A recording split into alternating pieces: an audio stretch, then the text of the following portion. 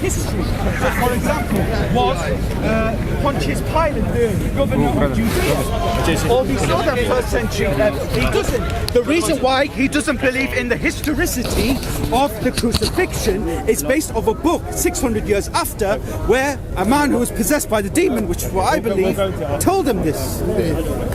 Was it necessary to bring this caveat, a man who's possessed by the demon? What emotional response are you trying to entice? This is not a civilized behavior. If you want to discuss crucifixion, don't bring, oh, he was possessed by whatever. Shame on you. Now, to answer your points, I asked contemporary evidence.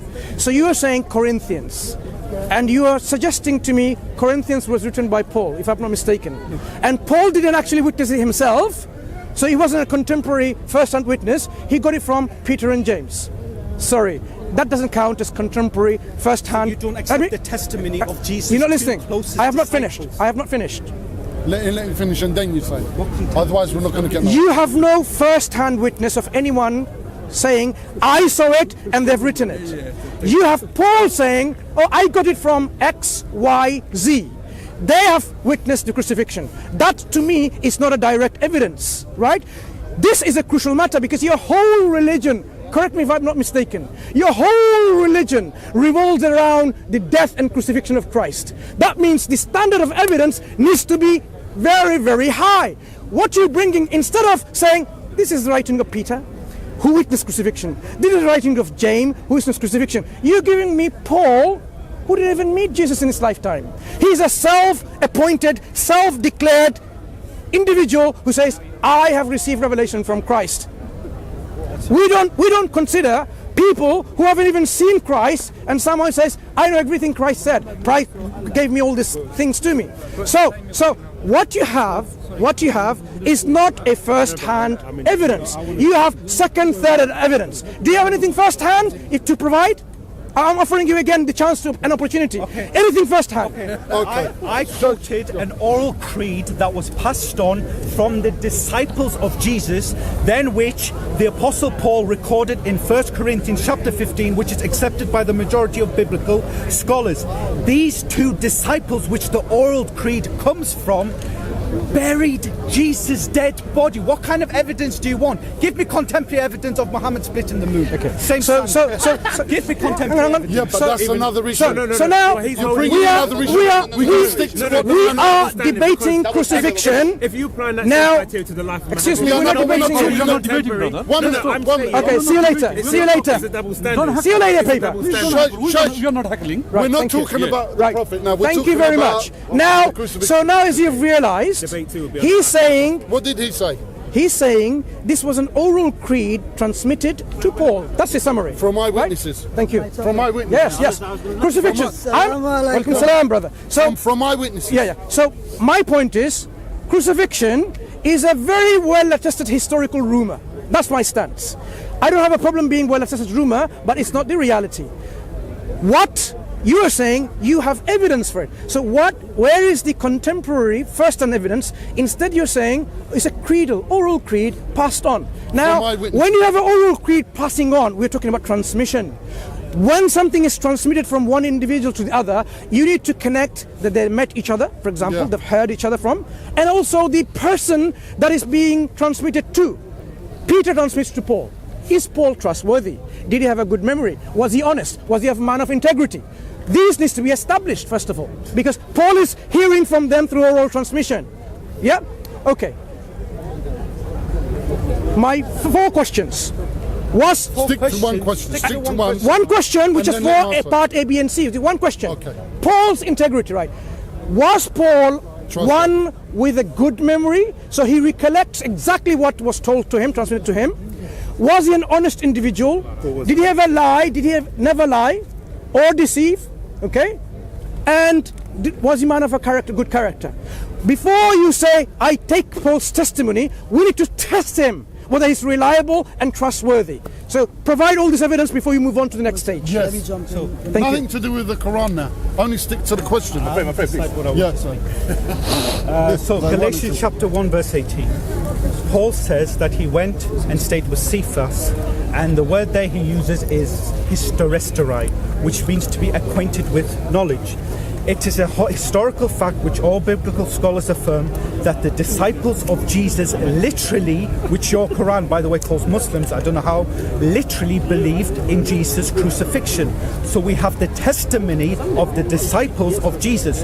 We also have Mark's Gospel. Mark's Gospel is the memoirs of the Apostle Peter, who recited, and then his amanuensis Peter wrote this down. No problem. So Peter, the Gospel of Mark, which comes from Jesus' disciple Peter, talks about the crucifixion of Jesus. Let me ask you a question. Can you provide any historical evidence that Jesus was not crucified? Yes, the question Yes, is asked. I will provide. Can I ask you a question before all this happened? Because I was done. You Yeah, but let me- interrupted. But now, Right. Ijaz, I'm debating. No. Ijaz, look. That's the question now. Listen. So you tell him. I am going to. With all due- can I talk? No. You can debate. Look, you can discuss Ijaz. We can discuss Ijaz. I would be happy for you to discuss with Ijaz. But the one question I asked, enough of the introduction. I'm giving you a chance again. Can you answer the question that I asked? Then we move on. I just have. What's the I gave you the contemporary evidence Hold on, of what the is the question that I asked? Can you remind him about Paul? Basically, the reliability of Paul. The reliability of Paul. Yes. Yeah. Okay, the reliability of That Paul. he has a good memory. He was an honest man, never lies, never deceives. He's a good character and man of integrity. If we're going to take Paul seriously, Yes, thank you. We don't need a running commentary. I think we do. you do. It helps. It helps. It helps. Okay, we have excellent church tradition that the Apostle Paul and the Apostle Peter died as brothers in arms in Rome. And so Peter accepted Paul as a legitimate disciple of Jesus. So Peter, who was a disciple of Jesus, accepted Paul as a man of good honor, as a man of good integrity. Why should we doubt him? And if we're paying to the same standards, the main narrator in your Quran, the Hafs Quran, is a guy called Hafs bin Sulaiman. According to your own Islamic scholars, Hafs bin Sulaiman was a liar and a thief who fabricated things against the Messenger I have of to Allah. stop you there. And I have Muhammad to stop you himself, there. the Prophet of Allah, also fabricated things against Allah by saying about the three goddesses. What's your name, by the way? Ruslan. Ruslan. Sorry to stop you there. I I'm asked just you. holding you to your own standard. No. Look, it's not about standards. Hold your First of all, when you talk about like compare to Islamic traditions and histories, without having knowledge of these, obviously, clearly, you just heard something from someone. No, you're Islamic listen, scholars. you're regurgitating out. I am simply asking you to stick to the topic, which obviously, clearly, you aren't. Every opportunity that you're responding, I'm just applying you excuse me, to your Ruslan, you're all the same.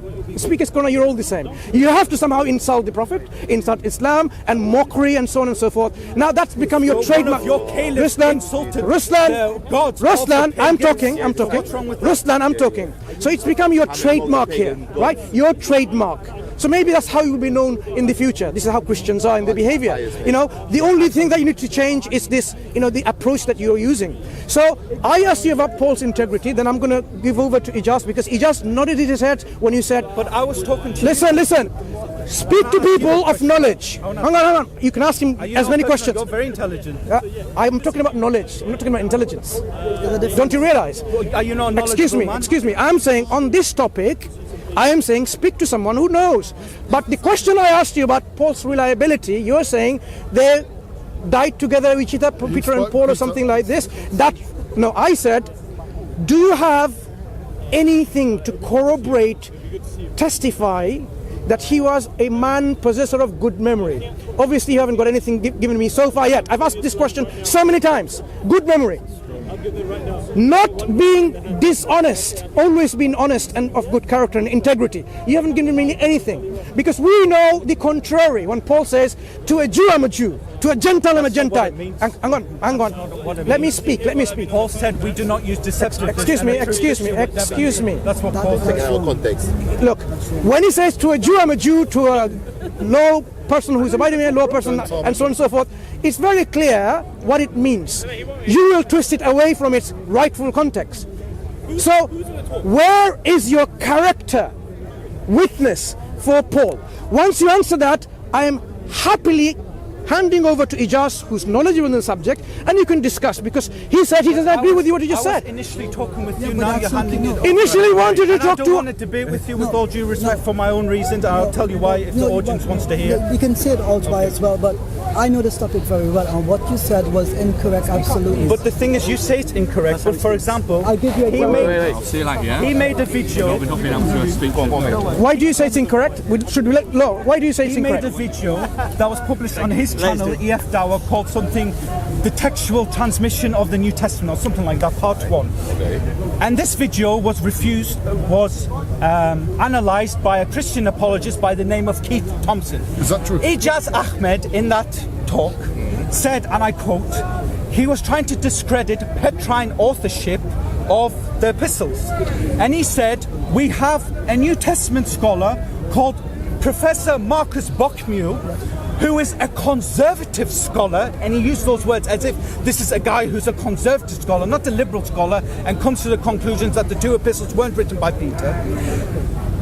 Keith Thompson actually emailed Professor Marcus Bockmuir and asked him, have you ever identified as a conservative scholar? He says, no, I was never identified as a conservative. So with all due respect, and this is just one out of a plethora of lies which you used in that, so that's why I don't feel comfortable with you. Because one second, I know you're very knowledgeable, but the problem with your knowledge, you can twist things. And I've only been studying this for a limited amount of time. You need to defend your honor now. Hold on, let me defend my honor here. Subhanallah, he says he will not debate me because I'm a liar, and I'm a liar because I described a man as conservative and he wasn't. If that's the greatest lie he can give, then I'm a saint. It's still a lie. It's a mistake I made. Give me something more substantive. But your argument is Paul wasn't untrustworthy, so if you've been proven to be untrustworthy, he has the right to then not engage with your comments. Yeah, but that's just one small No, thing. it doesn't matter how small it is. He wouldn't be making a point. We have if you have hadith. So let me speak. So hold on, I can answer that accusation very easily. Wallahi, I got that book recommendation from a New Testament scholar who is a conservative from the New Orleans Baptist. Shut up, I'm speaking. Yes, let him speak then, because look at your face. You know, don't interrupt. Look at your face. It's very simple. Cover on his face. He's calling me a liar, so let me correct you. Let me correct you. So I got it from a scholar, New Testament scholar, published by Brill on the New Testament from the New Orleans Baptist Theological Seminary. He recommended that book to me, and this. Let me finish. Dude, come on, right? And in that message he sent to me, he described Marcus Bockmuir as a conservative scholar, and he himself was a conservative scholar. So I trusted a Christian, and I was wrong. I will not make that mistake again. Now you said you don't. What are the other things? Right. So what are the other? Hold on, no. Hold on. I'll make this easy for you. You just make claims about the New Testament, its transmission, about Mark, Matthew, Peter, Paul. Sir, I call you a liar for what you have said because I could prove you wrong publicly with evidence in front of you. So are you here to defend what you've just said, or are you a coward and you will run? It's very simple. I put the proposition to you. I'll defend what I said. Let's defend it. Make your claim again. Make it again. Make it point by point. Make it point by point. Can you make it a bit bigger so we will all listen? It's quite enjoyable talk, hopefully. Yeah, I'm sure it will be much. Circular friendship. Let's all hug and kiss. Right. Cartoon's gone. Oh. You're safe now.